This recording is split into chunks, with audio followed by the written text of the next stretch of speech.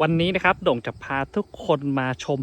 จุดจอดนอนที่วิวสวยอันดับต้นๆของประเทศไทย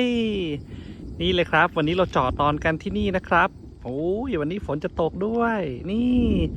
จุดพักรถดอยเสมอดาววิวสวยแค่ไหนดูตรงนี้เลยครับทางนู้นเนี่ยเราสามารถกางเต็นท์ได้ด้วยนะครับแล้วก็จอดรถตรงนี้ได้ตรงนี้มีร้านค้าสวัสดิการนะครับร้านกาแฟบริการแล้วก็ห้องน้ำอยู่ด้านหลังนะครับอาบน้ำได้มีที่ล้างจานสะดวกสบายเลยครับและตอนนี้จะพาไปชมนะครับว่าวิวสวยขนาดไหนทางนู้นมีคนสวยเดินอยู่1 คนนะครับน้องจอยของเราที่เองบอกมือไหนฮิวนี่ครับโอ้โหนี่ครับแอดปลายฟ้าอุทยานแห่งชาติสีน่านนะครับจุดพักรถที่สวยอันดับต้นๆของประเทศไทย